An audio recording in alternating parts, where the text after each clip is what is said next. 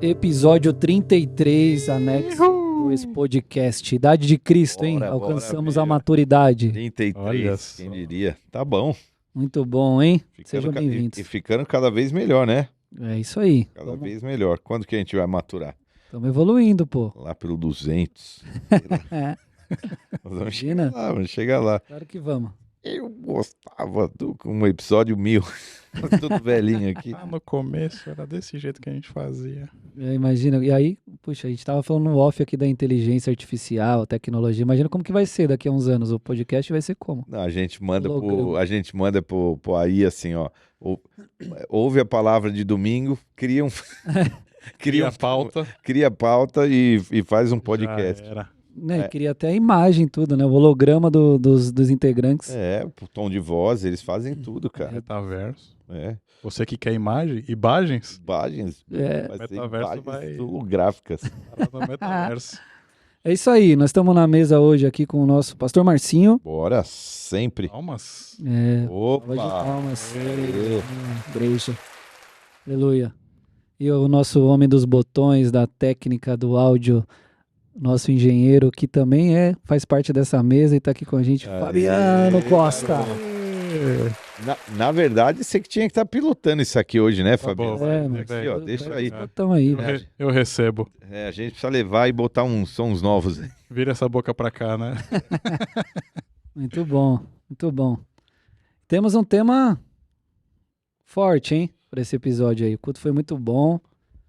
Vou passar a palavra para o nosso pastor aqui, dar o recap. Sabe o que eu acho interessante? Esse tema que se chamava Não Entregue o que Deus te deu, podia ser o tema do culto da semana passada, quando Acabe foi surpreendido pelo rei Ben-Hadad, falando, eu quero tua mulher, teus filhos, teu ouro e tua prata.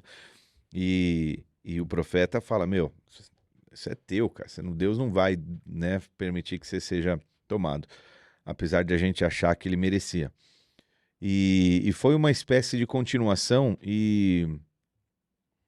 é impressionante como um assunto tinha um espelho no outro. Então vamos lá, vou fazer isso aqui brevemente. Na semana passada a gente falou da guerra de Ben-Hadad contra Acabe. Acabe, rei da Síria, cercou Samaria e agora o rei de Israel, Acabe, estava lá sendo ameaçado. Qual era a ameaça? O rei Ben-Hadad, com todo o seu poder, todo o seu exército, falou, eu quero o que você tem, suas melhores mulheres, seus filhos, suas filhas, seu ouro e sua prata. E ele até chegou a responder bananamente, dizendo, eu sou teu e tudo que você pediu é teu também. Só que os anciãos aconselharam ele e falaram, mano, não cai nesse barulho. E então o profeta, um dos profetas, que a gente não sabe exatamente quem era, se levanta e fala, não, Deus vai guerrear com você, mano. Pode ir. E eles botam Ben-Hadad para correr. Na segunda batalha, eles dizem, meu, vamos agora guerrear nas planícies. O profeta volta e fala, não, Deus vai também com vocês na planície, mas vocês não vão perder mulheres, filhos, filhas, ouro e prata. E a segunda, aí sim, ele, né, faz uma guerra, assim, bota uma baixa pesada nos sírios, e a gente entendeu que, meu, Deus não vai permitir as nossas coisas serem levadas, né? Só que agora, no domingo passado, a cena muda, porque ao invés de ser ameaçado, Acabe é quem está ameaçando, modo de dizer, querendo o que não é dele, né? E querendo agora a vinha de Nabote. Quem é Nabote? Nabote é um cara que tem uma vinha perto do palácio e agora o rei fica desejando aquilo que ele não pode ter. E aí entra uma parada muito louca, porque, cara, o ser humano é um bicho muito sinistro. E normalmente a gente quer ter aquilo que a gente não pode ter. E aquilo que a gente tem é aquilo que já não traz mais o barato, porque a gente quer ter exatamente, porque a gente é movido por desafio. E agora ele quer essa tal dessa vinha de Nabote, e ele até faz uma proposta, fala, ô Nabote, eu pago o preço aí que você quiser, ou te dou uma maior, mas Nabote fala assim, ai de mim vender a herança, como é que ele fala? Diante do Senhor, né? Vender a herança dos meus pais. E eu não posso entregar a herança dos meus pais. E aí Nabote fica zoadão, Jezabel vem em socorro dele e faz uma artimanha maligna para matar Nabote e pegar a vinha para entregar para Acabe. Então a palavra foi em torno disso, porque a verdade é que Satanás sempre quer o que é nosso. E Nabote ensina a gente a manter a nossa posição e não entregar aquilo que Deus deu. Porque para Nabote, aquela era uma herança de Deus, uma terra que não podia ser vendida. E a gente passeou um pouquinho nisso daí, né? Nas questões levíticas disso daí, nas leis e etc. Mas basicamente era isso. Nabote bateu o pé e não entregou. Ainda que, vou dar um spoiler aqui, se você veio no culto ou não veio, ainda que no fim ele acabou morrendo por isso. Morrendo fisicamente, mas ele não entregou e se posicionou, porque ele não ia entregar aquilo que Deus tinha dado para ele. E é por isso que a palavra chamava não entregue o que Deus te deu. Alguma coisa assim, né? Isso aí. Muito top, hein? Muito. Tem muito assunto, né? Eu vi que você estava fazendo várias anotações, Magrelo, lá. Fiz. Fez. Teve várias citações falando assim, no anexo 2 a gente vai desenvolver isso e tudo mais. Teve. Tava gerando ali uns gatilhos, né, na nossa audiência. Achei ótimo. Esse episódio acho que vai bombar, hein? Tomara. Expectativas foram geradas. Não, legal. O assunto é complexo, tem muita coisa. Acabou nem entrando ainda nesse recap aí, né? Mas tem a Jezabélica aí também, que é uma das protagonistas aí que se move por trás disso. A gente vai falar muito disso, que é um tema meio, não polêmico, mas dentro da cultura da igreja também, né? Acho que até a pastora falou na cultura gospel, né? A gente fala muito de Jezabel e muitas vezes nem sabe, não sabe a fundo o que significa de fato. Não é um mero xingamento, né, de crente, mas é muito mais profundo. A gente vai falar disso aí. Então fica atento aí que a gente vai falar ainda desse assunto. Mas você começou falando sobre o selo, sobre a marca, o passaporte da alegria do Play Center, né? Que é para a eternidade. Nostalgia total, hein? Efésios 1, 13, 14, pastor. Diz assim. Deixa eu ver, acho que eu tinha. Pode ler. Quando vocês ouviram e creram na palavra da verdade, o evangelho que os salvou, vocês foram selados em Cristo, com o Espírito da promessa, que é a garantia da nossa herança até a redenção daqueles que pertencem a Deus para o louvor da sua glória. E a introdução da mensagem falou muito sobre herança e eu acho que isso é muito importante a gente falar e passear um pouco disso. Acho que tem muita coisa para anexar aí também nessa parte, mas em termos gerais, o que simboliza a herança na Bíblia, pastor? Cara, a herança é tudo que você conquista que você não mereceu. Você não fez, você não teve esforço para conquistar. Você é como herança nos termos mais conhecidos, herança que você recebe de um tio, de uma avó, de alguém, né? Essa pessoa faz um testamento e só a pessoa que tem poder para alterar aquilo e determinar quem que recebe tais heranças.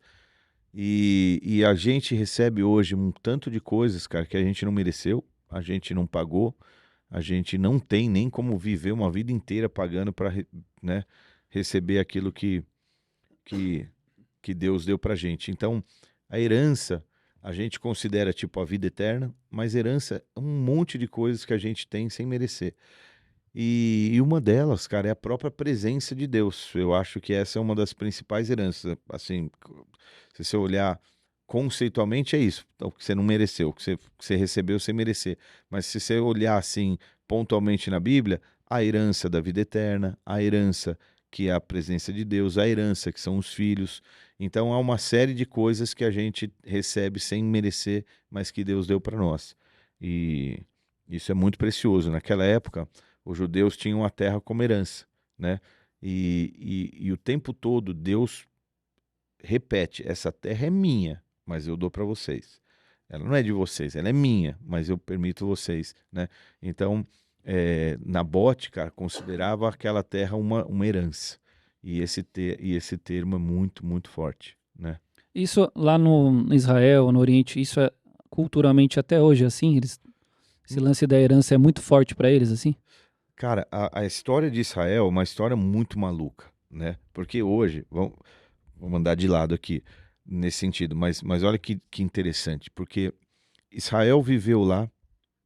Bom, para começar, Abraão vai para uma terra que Deus prometeu, mas que tem uma galerinha lá. Ele faz ali um pacto com Abimeleque, depois com Gerar, compra as terras ali para poder enterrar a véia dele, né? Para enterrar Sara e depois os filhos. Maquipela, né? A caverna, né? E tal. E que depois passou a ser Berseba, né? Que é onde eles estão até hoje e tal, que é mais ao sul do território de Israel. E depois, 2 gerações depois, em Jacó, eles saem. E eles só voltam, cara, tantos anos depois lá, sei lá, 400 anos depois. 430 anos depois. Quando eles voltam, tem uma galera, né? Pensa comigo, o Brasil foi descoberto há 520 anos atrás, né? 430 anos, cara. Pensa quanta coisa não deu para acontecer numa terra daquela. Aí eles voltam e falam assim, não, vamos lutar. Deus deu essa terra, nós vamos conquistar. Beleza. Isso nós estamos falando de quando? Nós estamos falando de mais ou menos, você tem ideia de que ano? 1350 a.C. É quando eles voltaram para a Terra Prometida. Quando Josué toma posse e tal, 1350. Ok, eles passam uns 350 anos no período de Juízes. Lá para 1050 a.C., Saul assume como rei. Davi, mais ou menos ali no ano 1000, alguma coisa assim. 450 anos de reis, Babilônia, voltam, mais ou menos, sei lá, 100 antes de Cristo, mais ou menos, pum, Roma chega. Os gregos chegaram, mas o pessoal ficou por ali. Bom, Roma chega. 70 depois de Cristo, totalmente Israel, completamente destruído, especialmente Jerusalém, que era o centro, era o coração pulsante de toda a comunidade, toda a história, de toda a cultura, de tudo que se fazia ao redor de Jerusalém e do templo. 70, pum, Jerusalém cai, judeu disperso. De 70, passam-se praticamente 1900 anos para que eles possam voltar a ser um país. Então a gente que é meio inclinado às coisas, né, dos israelitas, dos judeus, a gente fala assim, não, sionismo, os caras estão voltando, a terra é deles. Mas, cara, por 1850 anos, os árabes estão ali ocupando. Quer dizer, rodou na mão de muita gente, né? Mas assim, os caras estão ali. Cara, imagina, só imagina. Já falei isso em outras ocasiões. Imagina que você está aqui, o teu pai, teu avô, teu bisavô, teu tataravô e teu tataravô, que voltam há 350 anos, tem umas terras lindas em Bragança, em Itatiba, em sei lá onde. Aí, cara, vem um povo e fala assim, não, o nosso Deus deu essa terra para nós. Vocês têm que sair, Fabi. Você tá louco, cara. Faz 12 gerações que eu tô nessas terras, né? O meu tataravô tá enterrado ali, ó, embaixo daquela árvore. Agora vocês estão falando que essa terra é de vocês porque o Deus de vocês deu, né? Já é uma loucura, não é isso daí? Então, naquela época era muito diferente, porque hoje, cara, Israel foi tipo, facetado inteiro, né? Então você tem aquele West Banks que foi devolvido, que foi dado aos palestinos, você tem a região de Gaza também, que é uma outra região, e hoje o comércio rola solto, não é esse negócio mais da terra das heranças, dos pais, que ninguém sabe, teve muitas diásporas, muitas vezes, mas, ainda que você não saiba o teu pedaço de terra, porque as tribos eram muito bem divididas naquela época, ainda que você não saiba qual é o teu pedaço de terra, porque muitos judeus sequer sabem de que tribo eles são, a não ser os levitas, que os levitas, como a gente viu no episódio lá da Aline, Israel lá com a Aline no podcast Sem Filtro do Rodolfão, os judeus levitas sabem bem quem eles são, porque todo levita quando morre, ele tem um túmulo marcado, então você nasce sabendo que você era filho de levita, morre sabendo filho que você era, ainda, né, que alguns estejam perdidos, mas todas as outras tribos não. Você não sabe qual é a tua ascendência. Se você tem uma parte judia no teu sangue, na tua ancestralidade, você não sabe exatamente de que tribo. Então como é que você vai falar assim, não, cara, eu vou para Israel, mas eu vou ficar naquela região, porque eu sou dessa tribo e minha tribo há 2000 anos atrás morava nessa região. Não existe mais isso. Sim. Mas existe um senso de patriotismo e de raiz com aquilo, com todo judeu que preserva a terra que eles têm. Então, por exemplo, para um judeu entrar no exército e defender a terra dele, cara, isso é um privilégio. Assim, tipo, eu dou a minha vida por tudo. Por isso que eu acho que o exército israelense é considerado o exército mais poderoso em terra que tem. Tipo, cada homem israelense vale por 10 outros soldados no combate homem a homem, modo de dizer. É que hoje as armas são muito avançadas, né? Porque, cara, ele fala assim, cara, isso aqui é vida, é terra, é minha nação, meu país, é tudo. Então eles defendem, cara, as fronteiras com unhas e dentes, assim, é a vida, por aquilo que eles acreditam, que é a terra que Deus deu para eles. E ainda assim, para eles Deus deu essa terra. Deus não deu para nenhuma outra nação. Para nós, Deus é que deu essa terra. Então eles têm essa fé neles, protegem a terra deles assim. É louco porque o exército lá, você serve 3 anos. Só que você serve, mano, você serve com um soldo top, você recebe para isso, é muito bem treinado. E as mulheres servem 2 anos, cara. Então até mulher serve e servem 2 anos. E obrigatório lá também? Então, as mulheres serviam 1 ano, houve, eu acho que um movimento para que elas servissem 2. Nós queremos 2, entendeu? Olha. 1 é pouco. Mulher, nego, mulher. Na barca lá 2013 a gente foi lá, né? Lembra? Nós no rolê assim à noite, numa cidadezinha lá, e eles indo embora, tipo, acabou o turno deles, molecada assim, molecada mesmo, menina, eles indo embora com o fuzil na mão, mano, pegando o metrô assim, o bondezinho lá, sei lá, qual é o nome daquele trenzinho. Geral. Não, e indo embora de AK-47 como se fosse um caderno. AK-47, uma quadrada aqui, e se bobear, mano, sei lá. Uma granada no bolso. No bolso. Porque é bravo. E aí você vê, cara, umas meninas bonitas. Pensa, quem tem 18 anos aqui no nosso meio? Tipo sei lá, as meninas que têm 18 anos. A Yas, do Louvor. Isso, tipo, era nesse naipe, assim, as meninas magrinhas, assim, normal, menina bonita, assim, magrinha. Tudo, mano, assim, cara. É loucura, muito cara. Louco. E eles são brabos, mano. Então, caveira. Se tem um povo que dá valor pra herança, é esse povo aí, né? Eu fiz uma pergunta retórica, porque, meu Deus. E posso falar, eles são tão bem... AK-47 é israelense? Não, né? Acho que é. Eu acho que é. Eu acho que é. Vê aí. Se não for israelense, é russa. Né? Eu acho que sei lá. Eles, cara, são muito bons, né, com arma. Então, como muitos andam armados... Cara, podia ser mais violento, mas a cidade é relativamente segura nesse sentido. Porque qualquer cara árabe que dá É russa. É russa, né? É que a gente não sabe nada, né? Não saber se... Não tem nada de arma. Os caras, mano, já saca ali uma arma e pum, acabou, né? Então as tretas, cara, treta lá é de alto nível, irmão. É míssil, não tem... Mas assim, é o amor pela terra, né, cara? É o amor pela terra. Fuzil usado pelo exército israelense é uma TAR-21. É verdade. Eu acho que tem no videogame essa arma. Counter-Strike? Ó, tem uma passagem muito louca, um salmo, que é aquele salmo 137, quando eles estão longe de Israel. Deixa eu abrir ele aqui. Que ele fala assim, né? Eita, pôs a Bíblia gringa, mano.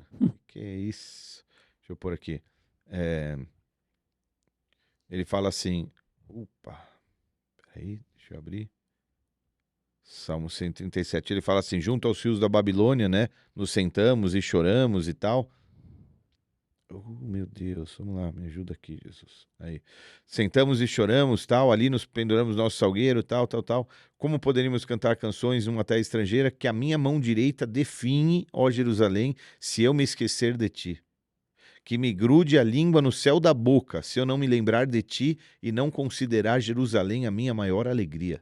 Olha o nível de paixão deles, cara, né? Então, a gente tem até um bom senso de patriotismo no Brasil, muitos de nós, mas no geral é fraco. Culturalmente também, né? Culturalmente, tipo, se eu tiver a oportunidade de sair dessa nação, meu irmão, tchau. Nem me viu, Portugal, Canadá. Exatamente, e é isso que eu tava pensando, porque o do Israel é exatamente o oposto, né? Porque eles saíram, diáspora, com a mão na frente e outra atrás, mas a história mostra, né? Inclusive, pode até falar disso se quiser, mas os Estados Unidos, se eu não me engano, né? Foi Foi um dos os judeus que chegaram lá, deram um gás para tudo que acontece lá. Já ouvi falar disso na história, muito importante, né? Sim. Ou seja, prosperaram em todos os lugares do mundo. Para onde eles foram, eles prosperaram de verdade financeiramente. E aí os caras, o sonho dessa galera é voltar para Israel, que teoricamente nem tem tanto para oferecer assim, né? O cara, sei lá, o judeu de Nova York que mora lá no Manhattan e ele quer voltar para Israel. Por causa do amor e da paixão que tem pela herança, pela tradição, pela cultura. Exatamente. É uma loucura, né? É o caminho inverso nosso, né? É um caminho inverso. E o Estado de Israel, ele apoia, cara, quem volta por esse propósito. E são muito bem-vindos, cara. São muito bem-vindos. Tem um plano para... O pastor Tarcísio pregou quinta aqui, e o pastor Tarcísio está lá em Israel, né? E diferente de quem tem essa ascendência judia e volta, eles são muito bem acolhidos. Diferente do pastor Tarcísio, quem tem é muito acolhido lá. Tem muito respaldo do Estado para poder viver lá. É muito louco. Muito louco. E até a galera mais nova, né, que também tem essa... Isso é cultura mesmo, né? Eles aprendem, sei lá, desde pequeno, né? E eu acho muito legal, voltando para a palavra, o Kinabote fala assim, cara, eu estava na passagem aqui e eu perdi, eu só queria ver, porque ele cita o nome do Senhor e ele fala, eu tinha aberto em outra passagem, oh meu Deus, estou ruim de Bíblia aqui, nós estamos no 21, ele fala assim, no verso 3, porém Nabote disse a Acabe, guarde-me o Senhor de que dê a herança dos meus pais. A gente usa esse termo, que Deus me livre, né? Tipo, que não dá, pelo Senhor, que o Senhor me impeça disso, porque eu não posso dar a herança dos meus pais, né? E a terra dos meus pais. E acho isso muito legal, cara. Esse posicionamento de... Porque a gente falou sobre Jezabel e sobre as artimanhas que Jezabel agora arma para que você agora entregue, né? Para que você ceda. Mas a verdade, cara, é que não tem espírito de Jezabel que possa contra a gente quando a gente estiver posicionado para roubar paz, alegria, etc. E eu fico pensando que as armas da nossa milícia, as armas da nossa armadura espiritual, elas são mais armas de defesa do que de guerra. É mais armas para você permanecer, para você se sustentar, para você se defender, do que para atacar. Então você tem um capacete que te defende, você tem uma couraça que te defende, você tem um escudo que te defende, você tem um cinturão que segura tudo isso, você tem uma sandália que te... E você tem uma espada, né? Então você tem mais ferramentas para resiliência, para permanecer, do que ferramentas para de fato atacar. E então, cara, o papel aqui é bater o pé, mano. É falar, não vou. Não vou. Não cedo. E é isso que Deus dá pra gente, essa força para permanecer e para sustentar o nosso terreno e não ceder terreno. O que vocês acham de... Que a gente fala muito assim, vinha de Nabote, mas tem muita gente que não sabe o que é vinha, né? Vinha? Cara, vinha é onde você planta a videira e você colhe o fruto da videira. Que é a uva. A gente fala muito sobre vinho na Bíblia, sim, mas é importante saber que o vinho, para eles, era o suco de uva.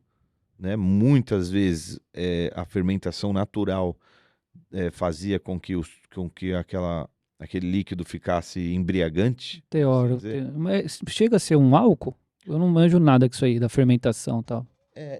Eu também não manjo muito, mas assim, por exemplo, quando você pega o saquê, ela é uma bebida que tem um teor embriagante por causa do processo de fermentação do arroz, no caso. Hoje, algumas dessas bebidas, elas têm o álcool inserido, não num processo de fermentação, mas de destilação, alguma coisa assim. Essa é a diferença, né? Então, você deixa ali. E se você deixa muito, o negócio vira um troço azedo, um negócio que tem uma propriedade antibacteriana, que era o que o vinagre produzia, tal. Então, tinha um nível ali de consumo. Depois o negócio ficava meio que estragado. E ele mais na linha estragado era muito embriagante. O vinagre também é uma variação da uva, né? Do suco. Tem muitos tipos de vinagre, né? Tem muitos tipos, mas o suco de uva acho que proporciona vinagre. várias frutas podem se tornar uma espécie de vinagre. Tá. Porque uma vez eu ouvi uma passagem falando sobre quando Jesus lá na cruz pediu água e deram vinagre pra ele, né? Uhum. Daí eles falaram assim, aquele que deu pra gente o vinho mais puro, recebeu lá na cruz a pior parte do que sobrou do suco da uva. Lembrei disso agora. O mais conhecido eu acho que é o de uva, né? Mas acho que tem vinagre de maçã, Tem. tem uns vinagre maluco assim. O lance que eu ouvi dizer, isso é meio, sei lá, mas que o vinagre, como ele tem uma característica meio antisséptica e antibacteriana, ele era usado, entre outras coisas, para higiene pessoal. Asepsia, né? Para asepsia, E para você, por exemplo, limpar depois que você fazia o número 2, limpar o bumbum quando você fazia o número 2, vamos ser bem... Era o lenço umedecido da época. tipo o A duchinha higiênica. baby wipes, né? e que eles usavam espécies de esponja com vinagre para isso. Eu não sei se faz sentido, eu não sei porque tem as paradas de pH, eu não sei se faz mal, tô falando aqui o que eu ouvi, tá? Não tô falando com propriedade, porque se tiver um médico ouvindo aí, fala, se puser vinagre numa região sensível, né? Especialmente da mulher, imagina, Deve arder. Não deve ser um negócio muito... mas que era isso que se usava. E que, enfim, ofereceram alguma coisa desse tipo aí. Mas eu não acho exatamente que era isso. Eu achei que era, acho que é mais na sacanagem de oferecer para Jesus, ao invés de água, um negócio totalmente azedo. Se quer água, você vai tomar isso aqui. Exatamente. Uma coisa assim, né? Bom, temos que falar bastante de Acabe e tal, mas eu estava pensando num negócio aqui. Se o Espírito Santo é o penhor, é a garantia, é o selo, né? Então, quando a gente fala de não abrir mão da sua vinha ou daquilo que Deus te deu, isso aí seria a primeira coisa que a gente devia lutar, né? Pela presença do Espírito que habita em nós, que é a nossa maior garantia, a nossa maior herança, né? Como o Efésios aí disse. Então, tudo isso que a gente está falando de vinha de Nabote e tal, se aplica totalmente para a nossa vida. Se aplica totalmente para a nossa vida, porque assim, aquela velha história de que no Velho Testamento tudo é muito natural, né? E no Novo Testamento é espiritual. Você proteger uma coisa que era da parte de Deus, era você proteger a sua geração, sua família, de honra, né? sua honra, seu nome, sua família, sua geração e tudo, né? E hoje, cara, você não precisa ter posses para isso, né? Você garante com a sabedoria do Espírito, sim, que você sustenta uma boa família, um bom casamento, bons filhos, até bons negócios, até isso, né? É um subproduto, mas basicamente é a herança do Espírito. E se você pensar que ela é o penhor e a garantia da nossa salvação, eu fiz uma ilustração boba, mas é quase isso, cara. Quando chegar no dia do juízo e ele falar assim, e aí, cara, é uma avaliação muito interessante. É ter ou não o Espírito, ou quanto do Espírito você tem? Onde que você chega no ponto onde você perde o Espírito? Então tem gente que, por exemplo, acha que a salvação ela é você ganha e depois você perde. Sim. E tem gente que fala uma vez salvo, salvo para sempre. Uma vez salvo para sempre. O que a gente acredita? O que eu acredito? Que se você tem a salvação, você pode perder a salvação. Ela é dinâmica, né? Ela é dinâmica, ela é manutenida e ela precisa ser sustentada, né? E até o fim, se der, eu acho uma ou duas passagens aqui para respaldar o que eu penso. Mas uma vez que você pode perder, né? Você precisa de uma garantia. A garantia é ter o Espírito vivo dentro de você, né? Então, no dia do juízo, você chega lá e fala assim, cara, qual é a garantia que você vai pro céu? Porque você fala, eu tenho um Espírito, né? E aí, meu irmão, é um desdobramento tão louco em cascata que se você tem um Espírito, então você tem que manifestar fruto do Espírito. Porque senão, como é que você diz que tem um Espírito? Eu ia fazer essa pergunta, o que é teu Espírito? É orar em línguas? Exatamente. É ser batizado numa igreja evangélica? Tá longe disso. Tá longe disso. a manifestação dos dons do Espírito é uma coisa e a manifestação do fruto do Espírito é outra coisa. E qual é a grande diferença? O dom é um presente de Deus. O fruto é algo que você se esforçou, né? Tem a ver com o teu trabalho, o fruto. E o dom do Espírito não, ele é dado abertamente, sem merecimento, vamos assim dizer, né? Esse lance de perder a salvação, esse debate às vezes é muito... Eles se apegam talvez muito na questão semântica, de perder. E aí é um conceito, né? Mas se você vê, por exemplo, Esaú, que a Bíblia diz que ele desprezou o direito de ser filho. Eu entendo assim, como perder a salvação também. Não é porque as pessoas defendem assim, como que você perde isso? Não tem como você perder. Mas você pode desprezar. Exatamente. Você fez a opção. Exatamente. Por não... Talvez a palavra perder não seja, sei lá, né? Nós estamos falando de teologia, né? Então depende muito da vertente. Tem uma parada que você pode falar assim, a minha salvação tá em stand-by. Então, como... Tipo, eu fui salvo, mas, cara... Quando eu quiser, eu vou lá e acesso de novo. Vou deixar guardadinho lá, vou viver um pouco aqui, como que... Lembra quando você jogava banco imobiliário, você tinha carta certa da prisão, guardada. Aí se você caía na prisão, você saca aquela carta e pula pra fora da prisão. Você não pode deixar em stand-by como se você tivesse uma carta guardada. Como se você soubesse a hora também que, exatamente. Que Jesus ia voltar ou que você também ia partir.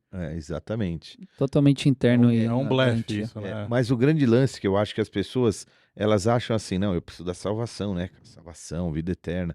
Eu vou curtir, mas mais pra frente eu resolvo isso, né? Como se ter o Espírito não fosse melhor do que não ter em vida. Porque você já desfruta do privilégio de ter a presença do Espírito em vida, cara. E isso é maravilhoso, entendeu? Não é um negócio assim que no fim da vida você resolve. Sim. E que você então aproveita a vida até que um dia você se entregue ao Espírito, né? Pô, caramba, tenho que me entregar para poder ser salvo. Cara, viver com o Espírito é maravilhoso. Exatamente. Alguma coisa falou aqui? Foi a Síria, eu acho. Nossa, meu. Tá querendo participar do podcast. É aquele lance que você fala bastante também, né? Tem coisa que não te impede de ir pro céu, mas impede do céu vir até você, vir até você na terra, né? Manifestar o dom, manifestar o espírito e tal.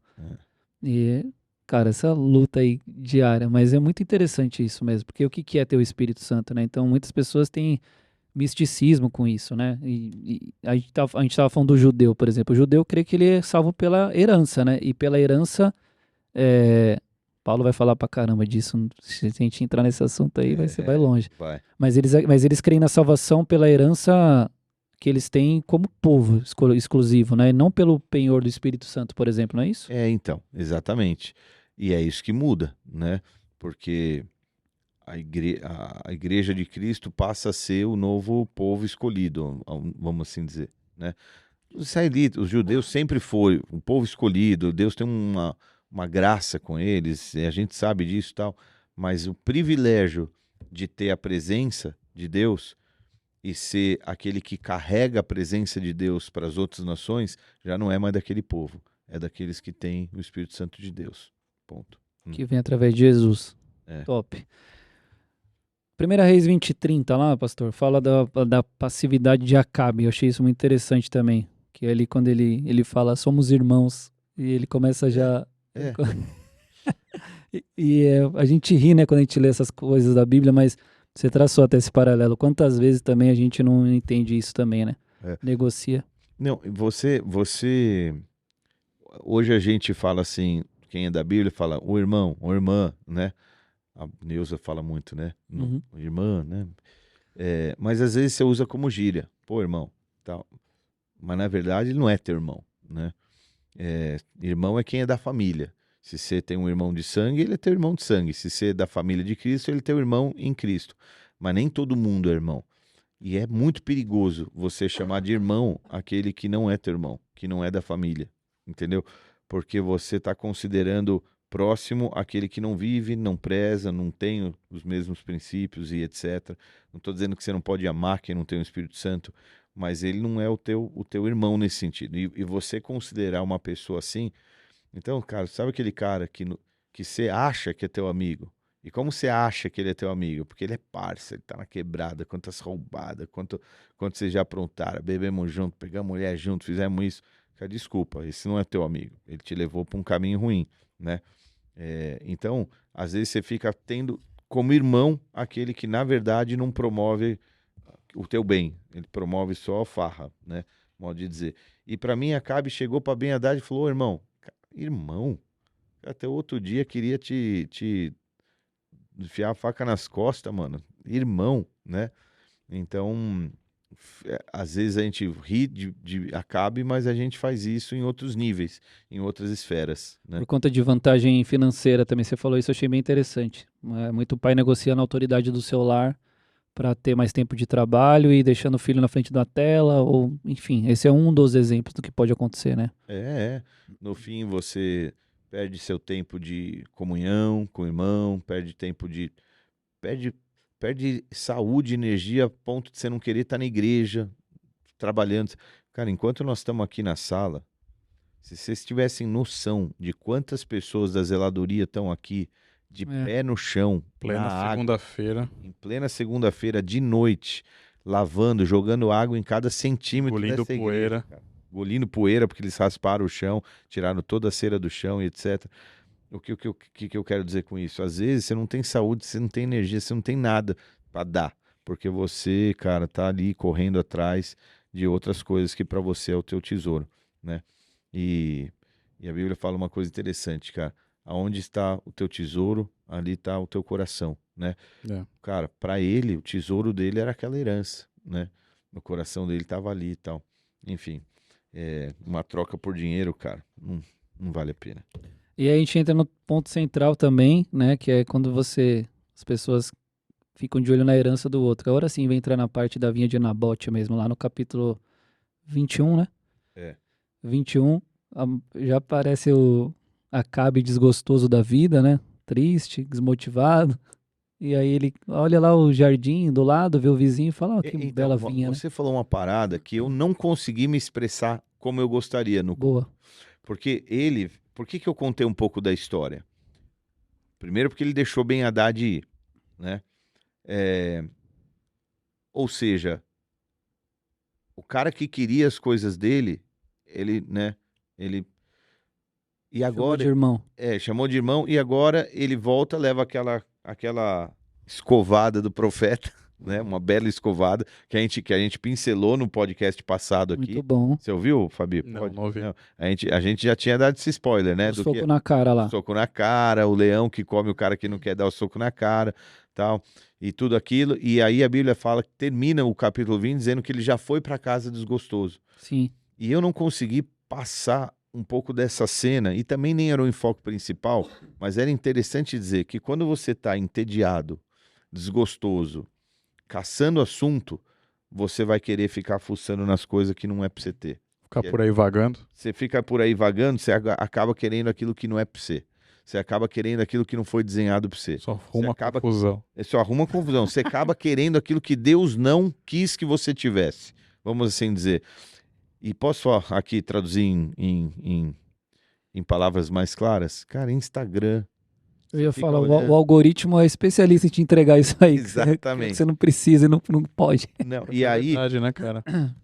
E aí, se você tá lá desgostoso, se você tá de bobeira, se você tá tal, o que você faz? Você fica fuçando e aí daqui um pouco você fala, mano, olha esse cara, o cara tem isso aqui, o cara tá vivendo isso aqui, mano, eu quero isso aí também.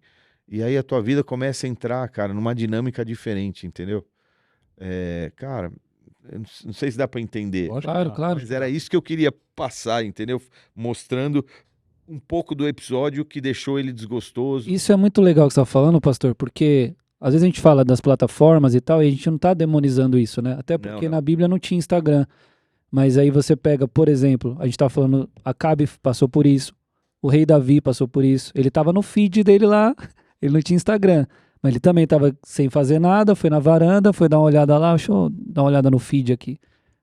Aí achou um perfil interessante, deu uma stalkeada, olhou umas fotos, deu umas 3 curtidas e foi indo, né? E aí a gente sabe onde vai. E uma coisa que é interessante, ele já estava naquele palácio há muito tempo. Ele ficou 3 anos e meio, quem chegou, e aí, fia, tá tudo bem? Pastora Francis. Você é minha esposa. Dá um beijinho bem instalado no microfone. Gostoso. E aí, quer um mic? Tem um microfone. Não. Então tá. O que eu quero dizer é o seguinte, ele já estava ali naquele palácio em Samaria há muito tempo, brother. Entendeu? Ele ficou 3 anos e meio ali em pandemia. Espera só um pouquinho. Então voltando aqui, ele estava há uns 3, mano, a todo tempo que ficou sem chover, ele tinha aquele palácio. Antes, palácio. Todo aquele tempo, cara, a vinha de Nabote estava lá. Só que foi numa fase que ele estava desgostoso, que ele estava ali, que ele estava sem nada, sem propósito, que ele começou a olhar para a grama do vizinho. Caçando assunto, né? Caçando assunto. O cara é rei, pô. Por que ele tinha aquela vinhazinha do cara do lado ali? Devia ter um monte de terra já. Mas isso faz muito sentido. Muito sentido. Mas olha que interessante, cara. A palavra diz que um rei, ele deveria conhecer as leis. E se ele conhecesse as leis, ele jamais teria feito uma proposta indecorosa. Assim,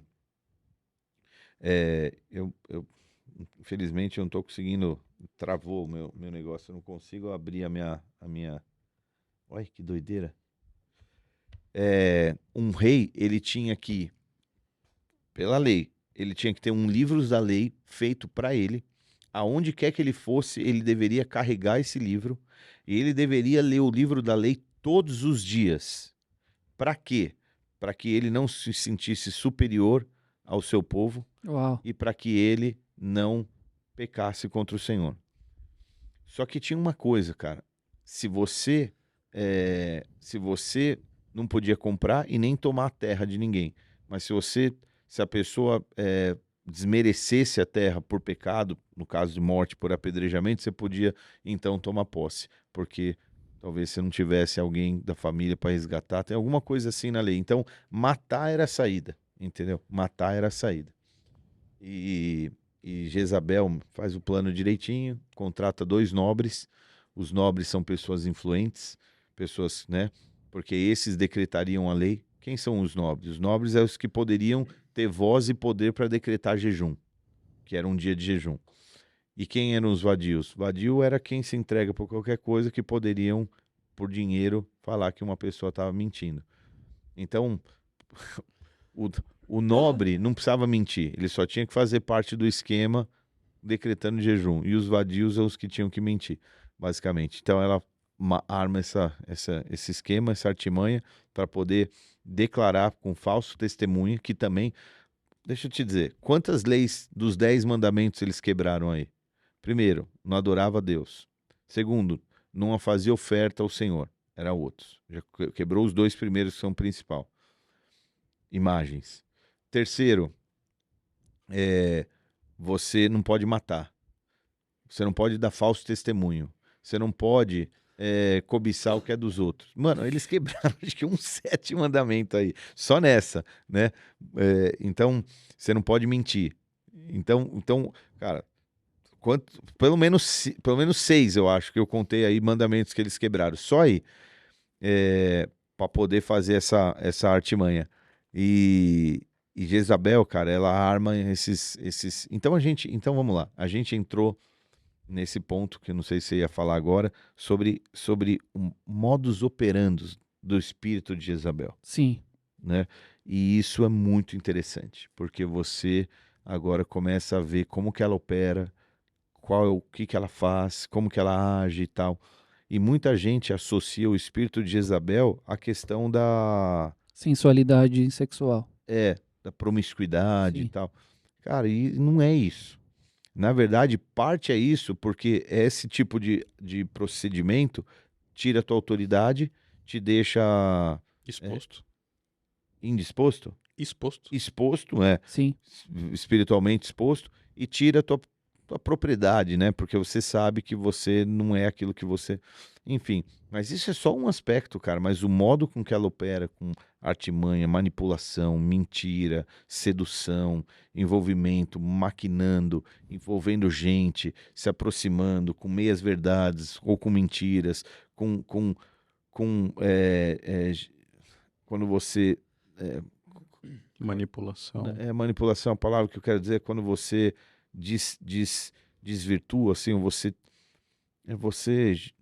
sei lá, cara, você pega algo que é absoluto e você Perverte aquele princípio perverte o ali e tal, princípio. alguma coisa assim. Tudo isso, cara, toda essa teia que vai envolvendo as pessoas e fazendo as pessoas, enfim, caírem e se afastarem, se esfriarem, perderem o poder do Espírito, o poder profético, o poder da presença de Deus na tua vida. Bom, a gente falou aqui há umas 2 semanas atrás, por exemplo, eu não estava no dia que vocês falaram sobre o amor. Ah, não tava? Eu não estava, esse dia eu não gravei. Isso acontece muito hoje. Eu vi o próprio Anderson Silva estava falando disso. Antes o diabo vinha de chifre e a gente achava que o diabo era rock and roll, sexo, drogas e não sei o que, aquela figura. Quando a gente falava de trevas, a gente imaginava alguma coisa assim. Hoje é totalmente diferente, irmão. Hoje vem um poodle cheiroso. Exatamente, perfumado. a estratégia é o amor. Não, algo que você interpreta que não é nocivo, né? Nocivo, é. Exatamente, porque eu falo assim, amor, por exemplo. Quem que vai contra o amor? Mas de que amor você está falando? E é exatamente o que você está falando. Ela pega um princípio, um negócio que é absoluto, e agora colocou uma outra roupagem ali. Então, amor é o quê? Amor é aceitação, mas nunca foi isso. Amor nunca teve a ver com em aceitação. Amor é muito além disso. C.S. Lewis fala, né? Deus é amor, mas o amor não é Deus. Isso é muito forte. Então, depende de que amor não é Deus, né? Porque você não pode... porque hoje é um ídolo, né? Eles colocam o amor, e isso eu vejo claramente como o espírito de Jezabel. A gente fala um pouco do contexto social hoje do Brasil e tal. Teve uma irmã até que colocou, não falem de política e tal. Então, não é sobre isso, tá? A gente não é esse o lance, mas a gente precisa entender e ter astúcia para entender como que esse espírito se move, inclusive de uma forma muito forte na nossa nação, pelos governantes e tal, por tudo isso que a gente está falando. Exatamente. Mas a sociedade hoje vai se moldar para isso, né? E aí o amor, por exemplo, hoje é uma grande... O amor entre aspas, né? Óbvio, né? É uma grande arma de Jezabel, que perverte agora e fala, não, amor é isso aí, se vocês se amam, tá tudo certo. O amor com esse conceito sim. do mundo de amor, né? Agora, é por isso que você precisa conhecer a Bíblia. Porque se você não conhece a essência daquela pessoa e tal, você vai... cara, é como se eu falasse assim... Que foi o que ela fez aqui, né? Acabe, eu te amo tanto que eu vou dar um jeito de dar pra você essa vinha. Então, poderia, né? A gente vê isso nas novelas, pô. Isso aqui que a gente tá vendo na Bíblia, a gente vê nas novelas, né? Então, aqueles casos, né? Que tem manipulação, tem traição, tem isso e tem aquilo. E aí, essa é a ideia aqui também dela, né? Uma justificativa. Você tá tão triste, você tá tão desmotivado, com a cara voltada pra parede aí, segurando a sua naninha, que eu vou dar um jeito de arrumar pra você. Ontem o pastor falou sobre hipocrisia, não falou? Cara, hipocrisia é parte de tudo que você fala que você pode ser. O espírito de Jezabel é um espírito hipócrita também, porque ele se passa por bom, ele se passa por um espírito de quem não está fazendo mal, mas na verdade, né, está destruindo e matando e etc. Cara, o espírito de Jezabel é um espírito terrível. E esse espírito, cara, é o espírito que a gente falou que a igreja de Tiatira tolera. E eu queria entrar nisso, porque eu falei, esse é um assunto para o anexo 2 e tal, e eu jamais conseguiria explicar esse contexto no culto, mas há um entendimento de que as 7 cartas para 7 igrejas no Apocalipse representam eras da igreja. E a carta de Tiatira representa uma carta para a igreja da Idade Média. A Idade Média onde a igreja católica, apostólica, romana, se desenvolveu e cresceu demais. E, de fato, a igreja... ela se traveste por boas obras. Sim. Então ela se reveste, ela tem um exterior revestido de boas obras. Então hoje eu conheci uma moça e ela estava falando sobre obra social. E ela falou que ajuda muito tal. E eu perguntei para ela se ela ia em alguma igreja, porque ela tinha um discurso de social muito bonito. E ela falou, não, eu sou kardecista, eu sou no espiritismo, que muita gente chama de mesa branca, que tem muitas boas obras. Uhum. Então, é fácil você travestir algo por bom, mas que no fundo é ruim. porque o fim é o que, né, é o que determina. Então, você passa por esforços hoje porque você está olhando para o fim. Você fica sem comer, passando fome, porque você está olhando para a tua versão magra. Isso te leva. Então, você vê o fim e faz você passar pelo meio. Entendi. E o evangelho é um evangelho que você tem esforços hoje, mas você tem que olhar para o fim, porque é o que ele, né, é onde ele vai te levar. E você precisa entender onde esses outros lugares que você frequenta te propõem como fim. Qual é o destino? O que eles vão? Né? Então o espiritismo ele se apresenta como bom, mas qual é o fim dele? E é isso que as pessoas precisam ver. E ela estava lá falando assim, pô, é tão bom, você ajuda tanta gente, isso faz as pessoas se sentirem bem. Mas é um negócio que tem aspecto, né? E quando Jesus repreende a igreja de Tiatira, por que Jesus? Porque é o próprio quem se encontra com João e é o próprio quem escreve as cartas e determina as cartas para serem escritas e entregues. E essas igrejas eram igrejas literais na época, mas elas têm uma representatividade. Esse é o que eu estava dizendo. E essa é um tempo onde essa igreja cresceu muito, ela tinha muitas obras, porque realmente tudo isso que se vê de ajuda humanitária, cara, de missões, mesmo missões intercontinentais, de Obra social. obras sociais, como eu disse, hospital, Santa Casa, orfanatos e etc, etc. Tem muito da igreja, mas eles tinham uma coisa, cara, e Deus vê tudo isso, hein? Boas obras, amor, trabalho, tal, mas tinha uma questão, eles toleravam Jezabel e todas as práticas de Jezabel. E eu não estou querendo aqui, se eu ser católico, tenho uma tia, um primo, uma avó, sei lá, o pai, mas assim, assim como em todo lugar, porque onde tem gente, problema de gente é gente, né? Mas a Igreja Católica passou por muitos escândalos, ainda passa, por permissão, por ser permissiva nesse sentido, né? Teve épocas da história onde cada padre tinha sua prostituta de serviçal, vamos assim dizer. Então tinha muito abuso, muita coisa nesse sentido. A troca da herança pelo dinheiro acontecia muito, cara. Então essa igreja que se desenvolveu e enriqueceu no século XIII, XIV, XV, XVI, Martinho Lutero começou uma revolução protestante, vamos assim, um protesto ao ver esses abusos financeiros à custa da construção de um império, daquela basílica gigante de São Pedro e tal.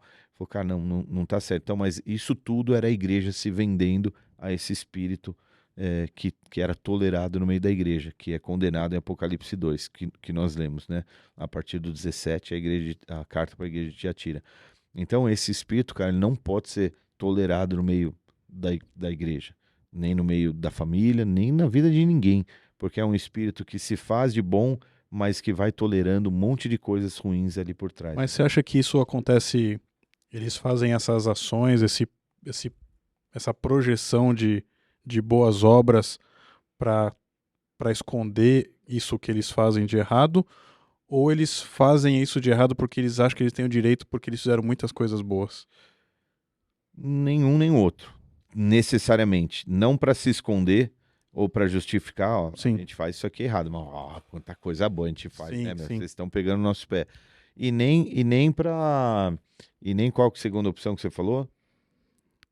Um é se justificar e o outro, justificar foi a segunda opção, né?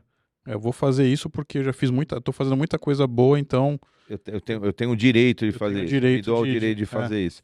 Eu não acho que é isso. Eu acho que é algo que você, pela concessão, pela permissividade, você acaba entrando e depois é difícil tirar. É difícil tirar. Então, por exemplo, dá um exemplo aqui real, que pode, sei lá, significar e representar alguma coisa. Um caso recente. Cara, a pessoa é separada, mas ela tem benefícios do marido. Ela não pode falar que ela é separada. E nem pode se separar legalmente, porque senão ela perde a pensão. Tá. E a pensão sustenta ela, a filha, o neto. Ela não pode se casar, né? Ela não pode se casar. E nem divorciar, porque senão ela perde. Tá. E então agora, quando elas vão no atendimento, você tem que contornar, você tem que mentir, Você tem que... E agora você fala assim, cara, você tem que sair dessa. Tá bom. Então como é que você me propõe? Eu ganho uma pensão, vou chutar, tá? De 5 mil. Como é que você me propõe eu viver? Pois é, você tinha que ter pensado nisso há 15 anos atrás, começado a trabalhar, pensado num negócio, num trabalho. Agora estaria bem. Agora é difícil abrir mão. É difícil abrir mão daquilo que você já se envolveu, daqueles hábitos, costumes, das folgas, dos prazeres que você já adquiriu. É difícil andar para trás. Então é uma permissividade, cara, uma concessão que entrou lá e tá lá. E que você tolera na tua vida e que tá lá. E é difícil de lidar, entendeu? A igreja foi aceitando muita coisa. É por isso que essas pequenas concessões elas abrem caminho para maiores, para maiores, para maiores. A igreja, cara, ela precisa de uma eterna manutenção, porque a gente vai sempre tendo uma concessão. E cada geração lida com concessões diferentes, cara. Entendeu? A gente falou disso num 4, 5 podcasts atrás. A garota de Ipanema tinha um biquíni do tamanho de um pipa e já era um escândalo, entendeu?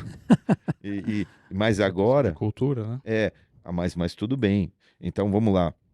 Hoje, absolutamente, pelo amor de Deus, mas estou falando aqui fato, na década de 70, pelo Código de Medicina dos Estados Unidos, sei lá, o homossexualismo era considerado uma doença de caderno, esqueci como CID. chama. Tipo de CID. Mas agora não, caiu. Outras coisas são consideradas doenças, como pedofilia. Os caras estão querendo derrubar a pedofilia, a ponto de falar, não, o cara é pedófilo, tá tudo bem. Né? Não é. O cara gosta de se relacionar com criancinha, tá tudo bem. Entendeu? Então, essas permissividades vão entrando. E aí é onde está o grande perigo, essa tolerância. Então ele fala assim a palavra, você tolera, né? Você sabe que não tá, mas tá aí. Você sabe que não devia, mas tá aí, né? E esse espírito, cara, é um espírito que não pode entrar, porque a gente vai cedendo o espaço e entregando aquilo que Deus nos deu, né? Isso tá associado com aquele termo que muitas pessoas olham de forma... Quando a gente fala assim, religião, o que é religião? É você viver dentro de um sistema, pelo menos...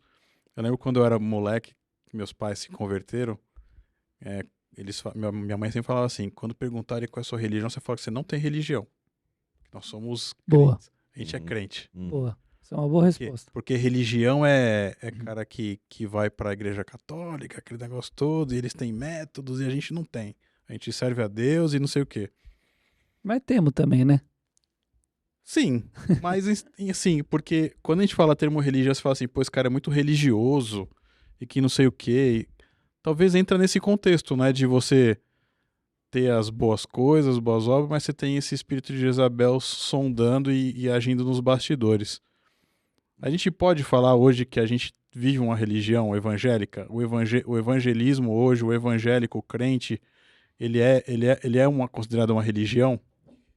Eu acho que você atirou sem saber e acertou. Polêmico, hein? Só foi fundo. Por que eu tô dizendo isso? Porque o conceito etimológico da palavra religião é religare, vem do latim. Sim. Qual é a expectativa do ser humano desde a queda? Tentar se reconectar e se religar ao Senhor. Sim. Beleza. Então agora... as pessoas tentam essa religação, esse religare, que é a religião, através de obras. Então você, por obras, acha que você consegue essa... Por que eu estou falando isso? Porque há 5 minutos atrás a gente estava falando em travestir com obras algo que faz você sentir que está fazendo algo bem, mas que o fim não vai ser o fim proveitoso. Sim. Você lembra quando... o povo estava sofrendo, ia para a Babilônia, e aí Deus fala assim, eu é que sei, eu que tenho um fim, né? Como é que é o verso fala? Pensamentos que têm a vosso respeito. Pensamentos que têm a vosso respeito, pensamentos de paz e não de mal, para vos dar um fim desejável. Então, cara, Deus, ele nunca está olhando para o agora, ele está olhando para o fim. O que vai dar lá na frente, né? E muitas religiões, elas querem te promover uma sensação de que você está se reconectando com Deus. A ajuda humanitária é uma. Não é que é ruim, ela é ótima, cara. Ela só não pode ser o fim, entendeu? Ela é um subproduto da tua vida com Deus e não o fim. Porque se você achar que fazer trabalho humanitário te reconecta com Deus, você está muito enganado. A única coisa que te liga a Deus, segundo a palavra, é Jesus Cristo. Crê em Jesus Cristo, Amém. porque Ele é o caminho, a verdade e a vida. O resto só te passa um pano, entendeu? Mas sabe o que é louco isso? Porque a gente tá olhando um pouco para fora, né? Mas vamos olhar um pouco para dentro. Você falou de religião. A evangélica é uma religião. Se você se moldar para isso. Claro que não é o objetivo do evangelho, o evangelho não é. Tanto que Jesus não fundou religião nenhuma. A gente sabe disso. Cristianismo é estilo de vida, não é dogma, não é prática, não é isso. Mas olha que louco. Hoje você pega essa galera, por exemplo, do funk, jogador de futebol, essa cultura que a gente tem hoje. E eles respeitam o evangelho. Eu tô dando um exemplo, tá? Não é essa tribo, essa ou outra tribo, mas tem gente que acha que vem num culto evangélico e dá uma oferta, e dá um dízimo, e faz ali, é a mesma coisa do que a gente tá falando. Ele acha que já passou um pano ali. Não, pagou o pecado dele da semana. Quantas pessoas você não conhece hoje que tá no hype, assim, tal, que você já ouviu falar que é evangélico? Ah, é tipo moda, né? Virou moda, claro que é. Hoje, antes, na época dos nossos pais, era ir na missa. Hoje, muitas vezes, é ir no culto evangélico. Né? E vai lá, e passa, e tal, e aí adota aquilo como uma religião. Vou dar um exemplo do que eu tava pensando na hora que você falou da pensão. Ó que louco. É aqueles casais que vão para os Estados Unidos e para conseguir um green card, que é um selo, que é um passaporte, Pra ficar lá, forja uma aliança de casamento com qualquer fulano lá por sei lá quantos $1.000. Cada um casa com outro cada um casa com um para ganhar o green card. Ou seja, você forjou uma aliança para poder ter um selo, cara. E quantas pessoas hoje não fazem isso? Forja uma aliança, então se batiza, então vai num culto evangélico, se diz evangélico, mas porque sabe que a salvação está em Jesus. Muitas pessoas sabem que a salvação está em Jesus. Só que eles querem acessar isso pela religião. Vindo num culto, se batizando, dizendo-se evangélico, mas vivendo completamente. Tem vídeo que você vê por aí, que já vi várias pessoas falando. Tem os caras que roubam, que faz oração de roubar e fala que Deus nos abençoe hoje. Em nome de Jesus. Verdade.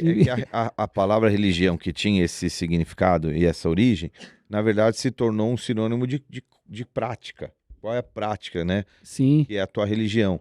A minha é a protestante, evangélica, enfim, eu sou crente, né? Então, não é errado falar que a gente tem a religião, que a gente é da religião evangélica, né? Se você tiver que preencher um formulário, você vai falar, não tenho religião, eu sou de Deus. Tipo assim, né? Ah, tá aqui Deus. Filho. Tem um monte de Deus, né? Sim. Aí você vai falar, o que Deus, o único verdadeiro. Baseado no quê? Na Bíblia. Mas a Bíblia diz o quê? Que você tem que fazer isso. Então você tem uma prática, então você tem uma religião. É um negócio, um círculo ali. É difícil. Mas basicamente a gente não tem a gente não é justificado por uma prática. A gente não é justificado por um rito, enfim. A gente é justificado se a gente crê ou não em Jesus e se achega a Ele por perdão dos nossos pecados, né? É isso que nos justifica.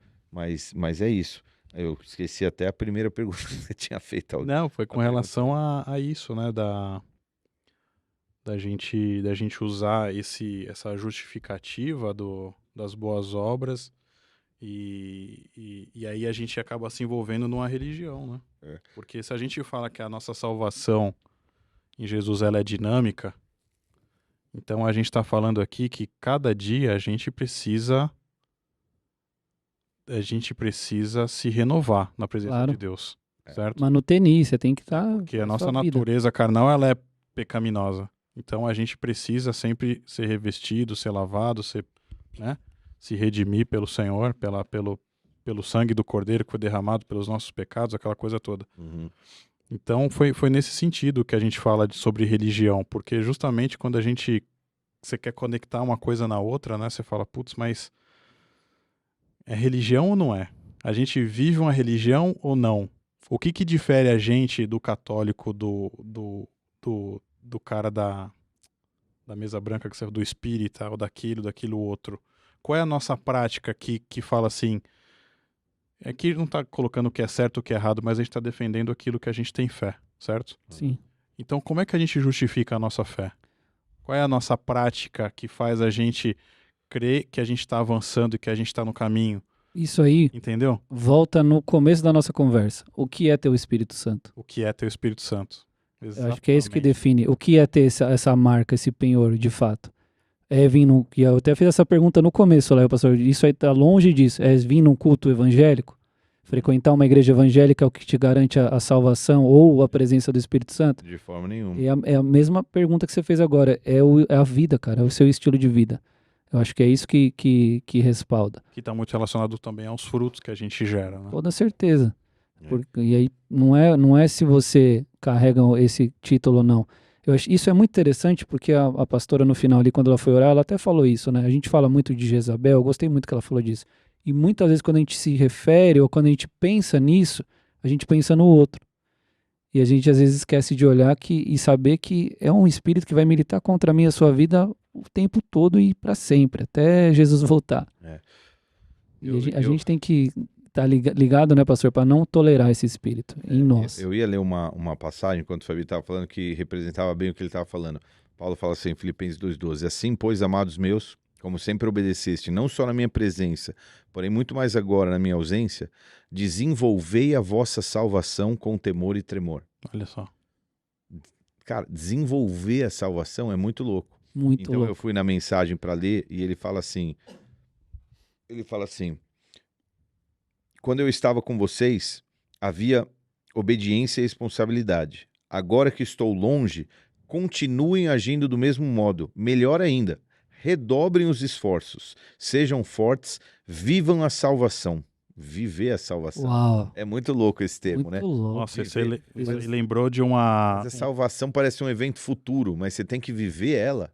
Lembrou uma postagem que o Aperrina fez essa semana, deixa eu ver se tá no feed dele.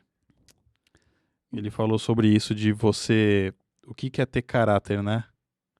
Que fala assim, na tua frente eu sou uma coisa, mas o que dizem de mim quando você não tá na minha frente, quando você tá longe de mim.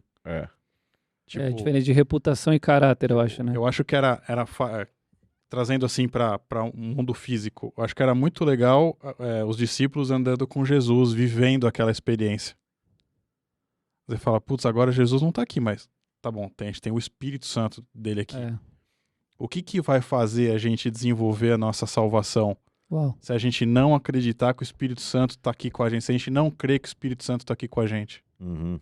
Você não tem como desenvolver salvação sem crer. E sem ter a marca, sem ter o Espírito, né? Entendeu? Viver aquilo. A dinâmica da salvação, ela é muito complexa, cara. Não é um negócio assim, não é eu vir para a igreja no domingo, adorar, ler a palavra, orar, jejuar, fazer aquilo. Mas o que motiva a gente é isso aí, ó, esse desenvolvimento. É muito louco, hein? O termo em inglês, cara, é work out your own salvation. Sabe o workout? Quando você vai fazer um workout na academia, esse desenvolvimento muscular que você fica, né? É como se você... Enfim, essa é a ideia. Muito, muito louco isso daí. Nabote é apedrejado e morto por conta de toda a manipulação de Jezabel, né? Isso muito legal que você falou. E agora, né? Que tipo, terminou e falou, pô, mas então defender a salvação e defender a vinha, então, é isso? É isso, dá Esse nisso é aí. Fim? Pois é, né, cara? Você morre. Sabe quem que eu lembrei? Até te fazer essa pergunta. Eu lembrei de Estevão, que também foi apedrejado. Só que não negociou de forma nenhuma ali o que Deus tinha dado para ele.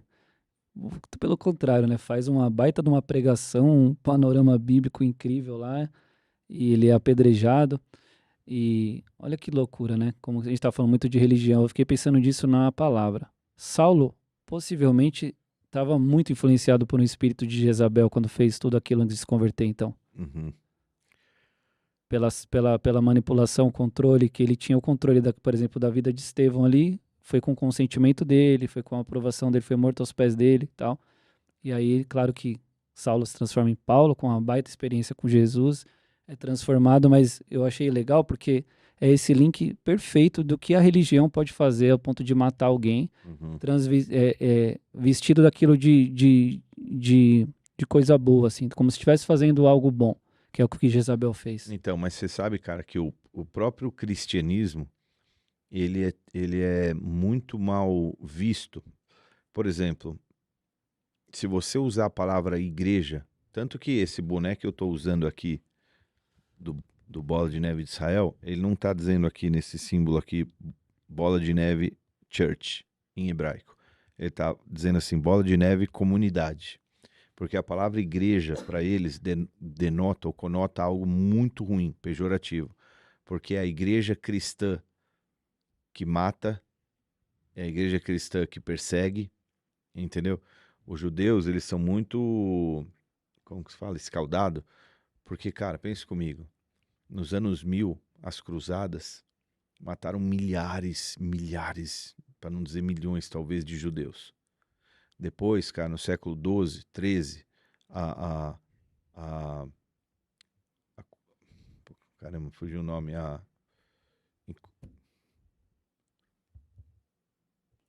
Inquisição romana e católica, né, que matou muitos judeus, o que fez com que muitos judeus tivessem que partir da Europa, o que fazia com que muitos judeus tivessem que mudar os seus nomes para nomes fictícios para que não morressem.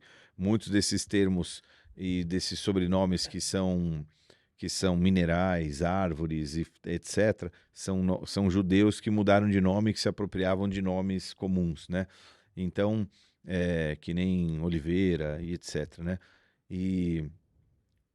Então, eles são muito escaldados. E igreja, para eles, é esse negócio agressivo. Então, olha só como o próprio cristianismo, cara, virou um troço inescrupuloso em termos de obstinação. Travestido de bom, mas fazendo só coisa ruim, né? Vamos assim dizer. Esse espírito sempre por trás disso. Você falou aí, deu várias características ali no final, mas autoritário, falsa modéstia. Eu acho que isso também é bem interessante também. Como esse espírito manipula muitas vezes e seduz com posições. A Francis meio que denunciou isso ali no final também, eu achei muito incrível. Que é coisa que a gente tem que aprender, acho que aplicar para nós. Nós, por exemplo, eu falo por mim, somos liderança da igreja e nós somos seduzidos, de certa forma, por esse espírito, para ter esse tipo de comportamento. Isso. De controle de vidas, de pessoas, de manipular a situação para sempre ter algum tipo de vantagem.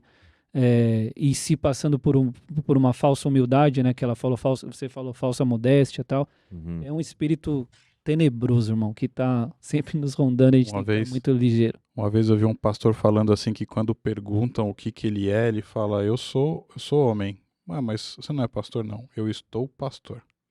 Que não é a sua identidade, né? Sua identidade não está no que você pastor. faz. Porque essa autoridade, ela pode me roubar essa sensação que eu tenho de... E essa doideira da religião de fazer você procurar posições e cargos, né? Que a gente... Isso é muito perigoso. Eu estava falando com o Tarcísio e ele estava me falando assim, cara, ele veio de uma igreja muito legal. Era uma igreja saudável, sólida, que era a igreja de Diadema. Eles tiveram um modelo de prédio muito parecido com o nosso, esse aqui da Timóteo, que o pessoal chegou e fez um contrato, o BTS, construíram do jeito que eles queriam, era uma igreja bem legal, bem bonita, um povo dele. Ele começou, então... O povo era bem assim deles, né, dos pastores. Eu cheguei aí nessa igreja, fomos ministrar louvor uma vez, ficou com a Carol, é uma igreja linda mesmo, top, bem unida, assim, igreja comunidade, né? Isso, exatamente. E eles, mano, né, abriram mão assim no sentido de, bom, vamos pra missão e tal. E de repente, eu fiquei pensando em mim, ele falou, cara, de repente, você sai da condição, como é que seria eu, Márcio, sem o contexto da igreja, entendeu? Assim, tô sendo muito sincero, cara, as pessoas têm carinho, têm respeito, e as pessoas celebram a presença, as pessoas te presenteiam, elas têm carinho, você tem aquilo tudo, você é cercado por isso. É a sua vida do dia a dia, né? É a vida do dia a dia, cara, eu tenho o braço estendido, ajuda e tal. Cara, de repente, ele falou, eu não tinha nada disso. Eu não tinha mais o pastor. E os meus filhos, que eram acostumados a ser o filho do pastor, que tinham a moral na quebrada, entendeu? Sim, sim. E agora, de repente, cara, a gente era uma família Zé Ninguém. X. Não, totalmente mesmo, que em Israel, né? Que é um pastor em Israel? Cara, passando veneno e tal. E aí você... E você não chega lá e fala assim, então, pessoal, ninguém vai fazer nada, sou o pastor do Bode de Diadema. Tipo assim, né? Começar do zero, literalmente. Cara, não só começar do zero, mas se ali você não tiver uma identidade de filho... É verdade. Acabou. Acabou pra você, irmão. Acabou. Orgulho puro. Acabou. Cara morre, você né? volta em 2 meses querendo, entendeu? Ter uma igreja para você. Fala, não, preciso ter uma igreja para mim, porque, cara, você não sabe ser filho sem esse... É muito forte, cara. Forte mesmo. Que ele viveu. Então você estava falando, cara, qual a tua identidade? Pastor tal? Não, cara, eu sou filho, né? É isso aí que eu sou. De Deus, né? No caso, antes de qualquer coisa. Muito louco, né? Nossa, essa daí eu fiquei pensando agora, hein? Pensou, cara? Você é o quê? Você é diácono? Não, eu estou diácono. É, lógico que é. Eu estou líder, eu estou pastor, eu estou... Porque é uma condição, cara, que Deus te deu de autoridade para aquele momento, para aquela situação. Eu ouvi algo numa mensagem esses dias que eu guardei também. Deus não dá autoridade para quem tem posição. Ele dá posição para quem já tem autoridade. E muitas pessoas buscam a posição antes de conquistar aquilo. É exatamente esse exemplo aqui, cara. O cara quer a vinha, eu vou dar um jeito de você chegar lá. Vai manipular, vai fazer, vai acontecer, vai para ter uma posição, para ter algo para se apoiar. E o que é pior, desejar o que é do outro. Você também falou disso, né, pastor? A vinha ali, muito provavelmente era de alguém que trabalhou duro, que deu duro, que conquistou. E aí, às vezes, você vê aquilo lá e você fala, é isso que eu quero. Eu quero chegar lá onde o fulano tá, sei lá, eu quero ser o pastor da igreja Bola de Neve. Eu quero chegar nesse lugar aí. E não sabe de nada, irmão. Não sabe não sabe quantos anos de caminhada, de renúncia, de um monte de coisa. Estou dando um exemplo aqui, mas pode ser qualquer coisa. Pode ser um cargo na sua empresa. Que muitas vezes, né, você olha um cara prosperando, o cara, sei lá, é o diretor, é o dono, e você nem sabe o que ele semeou ali já. E aí vem a sedução e o controle para ter aquilo. E aí Jezabel. É o que o dinheiro promove, né, cara? O dinheiro, ele promove segurança, ele promove reconhecimento, ele promove conforto, ele promove um monte de... Quer dizer, promove entre aspas, né? E você acha que todas essas coisas, né, porque você tem, você pode passar por cima de todo mundo, né?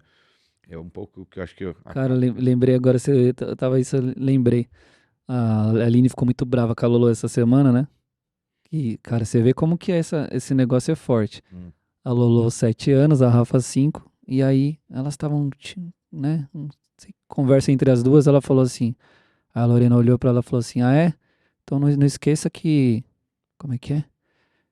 Se você fizer isso, você não vai receber o seu salário, alguma coisa assim. Ela tava comprando a Rafa, porque ela tava com R$2, e ela tava comprando, tipo assim, oprimindo a Rafa, por causa de 2 contos. E falando assim, então tá bom, você não vai receber aquilo lá que eu vou te pagar, um negócio assim.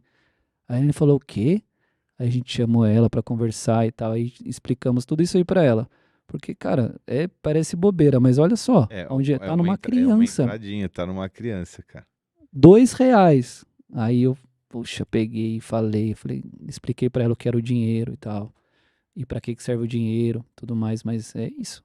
Jezabel, irmão. Se você não ensina ali já, ela, olha que loucura, ela tava já pensando assim, se eu tiver, porque se não corrige, o pensamento se eu tiver dinheiro, eu posso me impor sobre as pessoas, fazer elas serem, né? Ela tava tipo oprimindo a Rafa num negócio desse, mano. A gente falou disso há um tempo atrás, numa época que eu tava meio secado com esse negócio de neurociência, o que falava muito comigo, mas eu entendi uma coisa. Você ter menos esforço para ter o mesmo tanto de paga, você quer ter o mesmo prazer sem ter trabalhado por aquele prazer. Basicamente, a mente trabalha, e isso que a droga promove, uma sensação despejada de prazer, só que você sem ter feito nada para de fato ter aquele prazer. Tem a ver com as dopaminas da vida lá? As dopaminas da vida, exatamente. Então, quando você, por exemplo, cheira cocaína, você tem um despejamento de dopamina que te dá prazer, só que você não fez nada, e a dopamina foi feita para ser derramada à medida que você trabalha e se esforça para ela, né?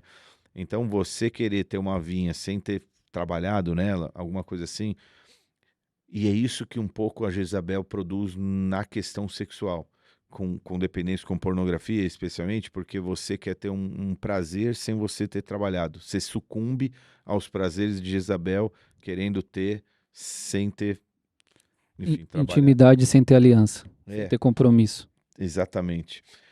Mas enfim, foi só uma reflexão. Uau. Bom, é isso aí, né?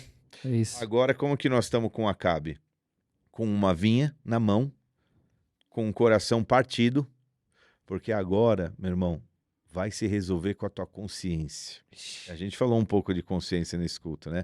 Mas é uma coisa boa para a gente falar, porque agora a gente tem uma Jezabel que cresceu em poder e autoridade sobre seu marido, sobre o seu reino, uma mulher que agora já está reconhecida entre os nobres como aquela que é quem manda na casa mesmo, na bagaça, e a gente está com um Acabe, que é o rei do povo de Deus, fazendo toda essa maldade, com uma vinha na mão, mas com o coração partido.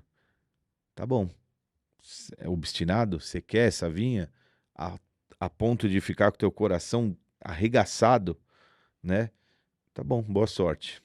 Boa sorte, Acabe. Nós estamos nesse ponto. Dorme com esse barulho aí, então, e vamos pro próximo. Consciência pesada. Consciência pesada, meu irmão. Muito bom, pessoal. Chegamos ao fim desse episódio, hein? É isso? Muito bom, gente. Muito bom. A gente vai pro próximo. 1h20, mano. 1h20 aí. Tá ótimo. Obrigado pela tua atenção aí, você que ouviu até aqui. Compartilha com alguém. Escreva aqui nos comentários. Sem o Rodolfo, ficou sério, né? Ficou meio vazio, né? A gente não usou deu uma gargalhada, mano. Não deu... mano, a gente não usou nada aqui, ó. Você não tem umas risadonas, ficou sério, mano. Rodolfo, falei, vocês estão fazendo muita falta aqui. Cara. Rodolfo Maris, queremos você aqui, hein?